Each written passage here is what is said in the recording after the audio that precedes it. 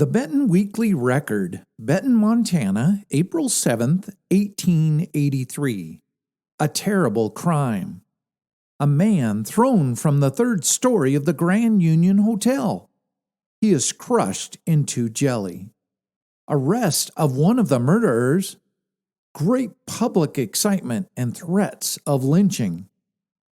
At about 15 minutes past 12 o'clock yesterday, the attention of many of our citizens returning from worship at the different churches was called to the actions of three men who were standing at an open window at the end of one of the halls in the third story of the Grand Union.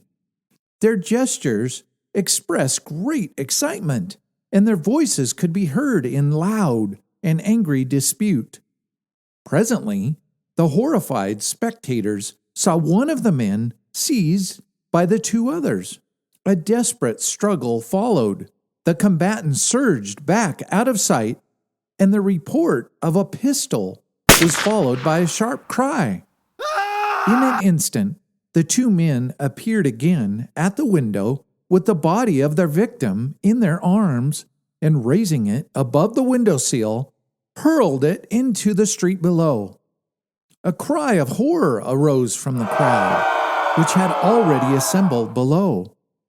The unfortunate man fell at first sideways, but turned just before reaching the ground, and struck the earth with a sickening thud.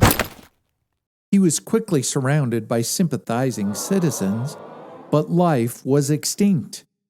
There was literally not a whole bone in his body. He was carried into the bar room of the hotel.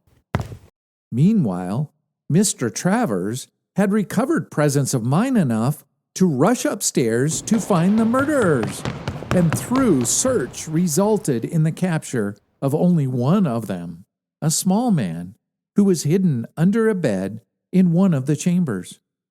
He was taken downstairs where the whole aspect gave evidence of his guilt.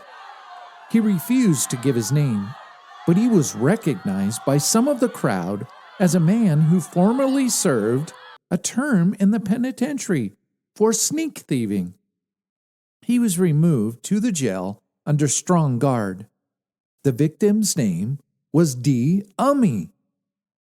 There was strong talk of lynching, which gradually subsided, and as we go to press, no disturbance is apprehended. Later we learn that the man was a straw man, and that Ed Smith was the miserable cuss who threw it out the window. Better you don't do it again, Edward,